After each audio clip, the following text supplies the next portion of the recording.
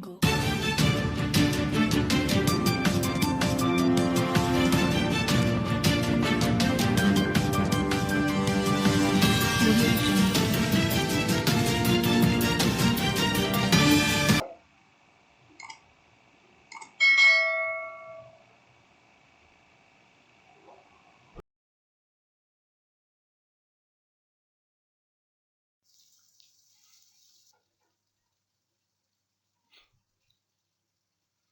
Assalamualaikum warahmatullahi wabarakatuh. Halo Ibu dan Bapak Guru, apa kabar semuanya? Mudah-mudahan senantiasa diberikan kesehatan oleh Allah Subhanahu wa Ta'ala. Ibu dan Bapak Guru kembali bertemu dengan channel media edukasi dan dakwah, sebuah channel yang menyajikan tentang tips, trik, tutorial, dan informasi tentang pendidikan. Ibu dan Bapak Guru, pada kesempatan kali ini kembali ingin sharing atau berbagi dengan Ibu dan Bapak sekalian yang pada kesempatan video kali ini masih berkenaan dengan banyaknya kontroversi dari Bapak Ibu guru yang berkaitan dengan penggunaan aplikasi ya, platform Merdeka Mengajar. Dan kali ini video judulnya adalah Carut Marut Pendidikan Indonesia ya. Apa yang salah?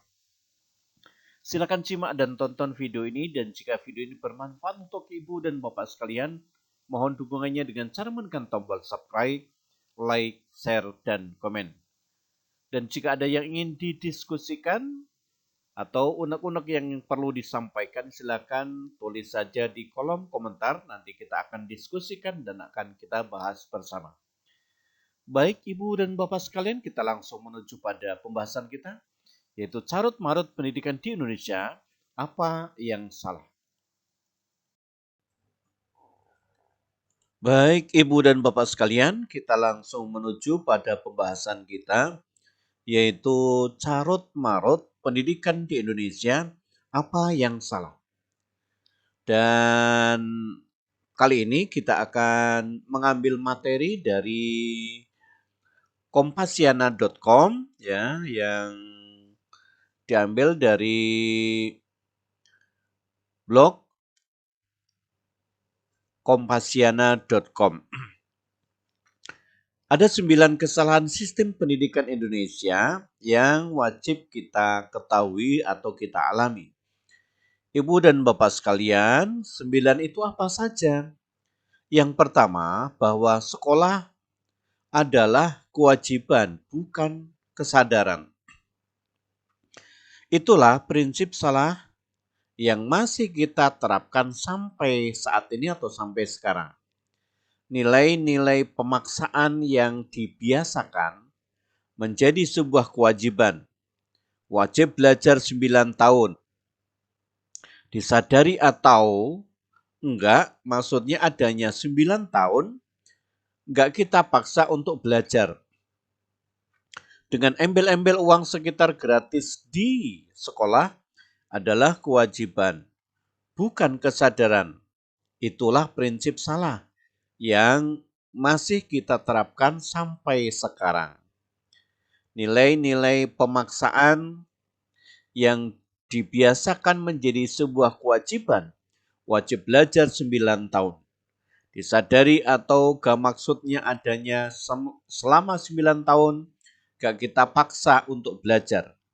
Dengan embel-embel uang sekolah gratis dan buku gratis.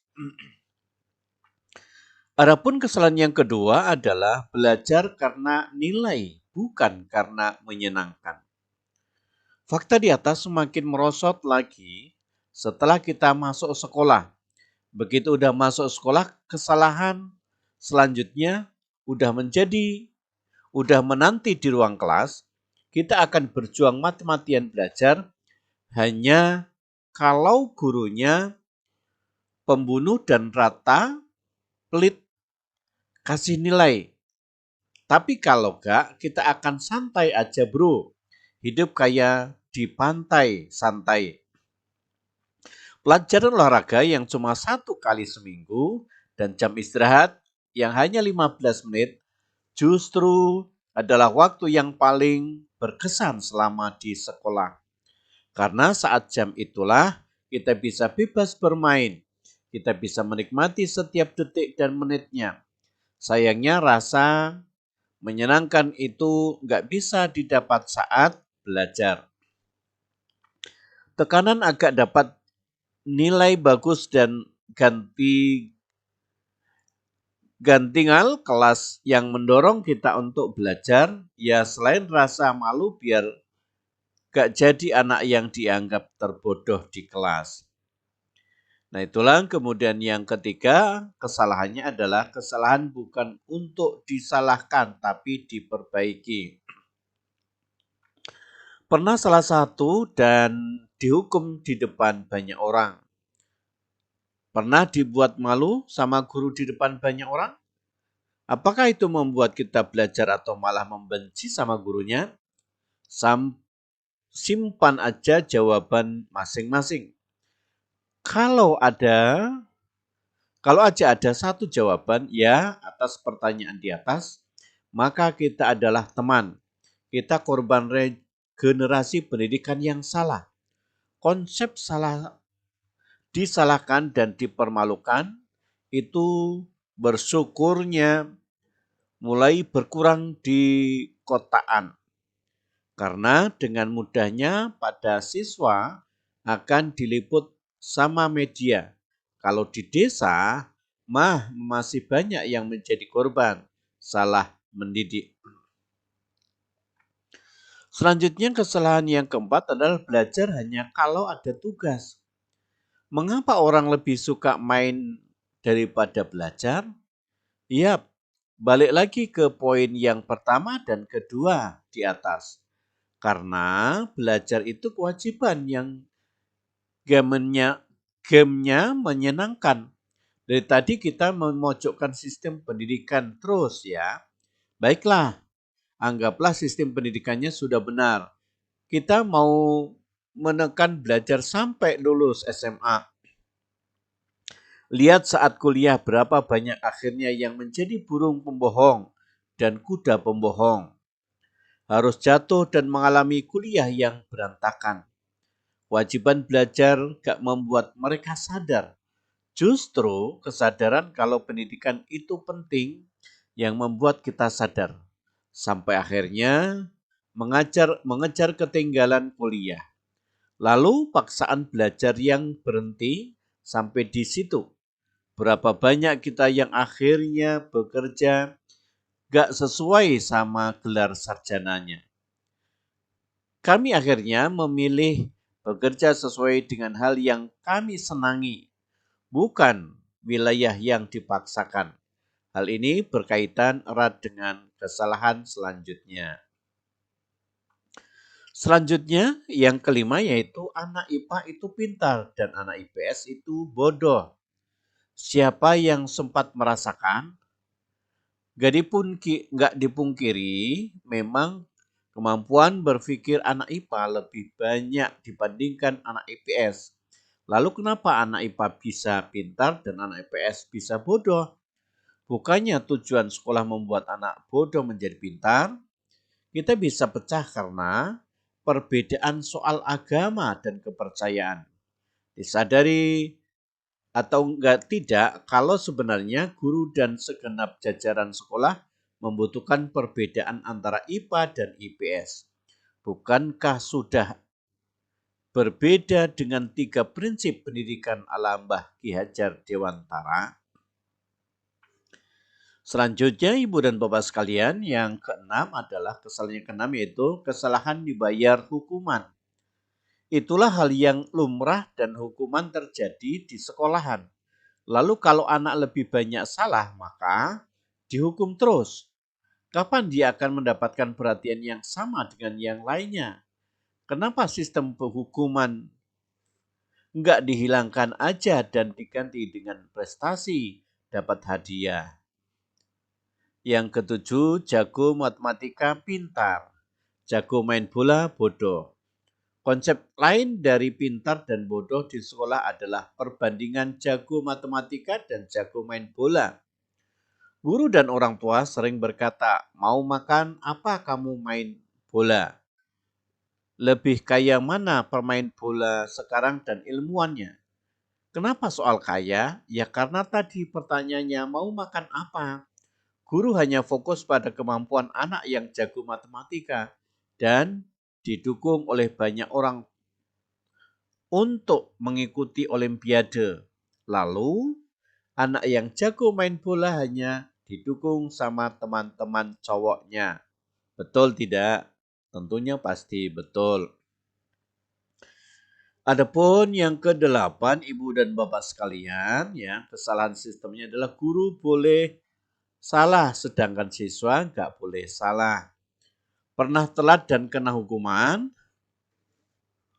suruh hormat bendera atau disuruh berdiri satu kaki di depan kelas sambil memegang kuping. Lalu ketika kita sudah masuk kelas dan gurunya terlambat masuk, kita bisa aja loh seolah gak terjadi apa-apa. Guru hanya berkata, maaf ibu telat.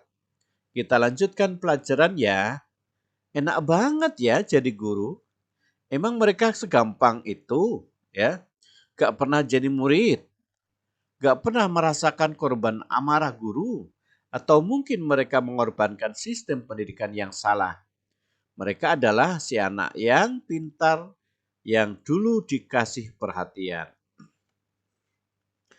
Selanjutnya Ibu dan Bapak sekalian, yang ke-9 adalah anak pintar disayang guru dan anak bodoh tidak. Fakta terakhir di ini gak bisa dielakkan, seolah sudah menjadi aturan alami di sekolah. Anak pintar dan rajin akan mendapatkan perhatian khusus dengan pujian dan nilai bagus. Anak bodoh dan malas hanya akan mendapatkan teguran dan rasa malu. Sayangnya, gak semuanya guru akan memberikan perhatian khusus untuk mereka. Bukankah tugas guru adalah mendidik? Kalau menjadikan anak pintar menjadi semakin pintar, apa hebatnya guru? Akhirnya konsep pendidikan sebagai guru, sebagai gerakan semesta, di bulan pendidikan kebudayaan hanya akan menjadi selebrasi tanpa solusi. Kalau kita ingin gerakan ini mengingatkan kesadaran masyarakat akan pentingnya pendidikan, perubahan mulai dari atas bukan dari bawah. Perubahan gak dimulai dari orang yang dididik tetapi pendidik. Perubahan dimulai dari pendidik bukan terdidik. Ketika nilai-nilai dan karakter dari Pancasila sebagai tujuan utama dari pendidikan nasional, gerakan mapan sama siswa gak akan masuk. Nilai-nilai sebaik apapun akan tetap sia-sia. Siswa sebagai terdidik adalah mesinnya, sedangkan guru sebagai pendidik adalah supirnya. Arah kemana pendidikan Indonesia tergantung kemudinya. Nah inilah Ibu dan Bapak sekalian ya yang berkaitan dengan kesalahan apa yang membuat carut marut pendidikan di Indonesia ya. Ada sembilan kesalahan ya di dalam pendidikan Indonesia ini. Terima kasih Ibu dan Bapak sudah menyimak video ini dan jika video ini bermanfaat untuk Ibu dan Bapak sekalian mohon dukungannya dengan cara menekan tombol subscribe, like, share, dan komen. Silakan yang ingin menyampaikan gagasannya, pemikirannya tentang video ini, ungkapkan saja di kolom komentar. Terima kasih, sampai bertemu kembali pada video berikutnya. Assalamualaikum warahmatullahi wabarakatuh.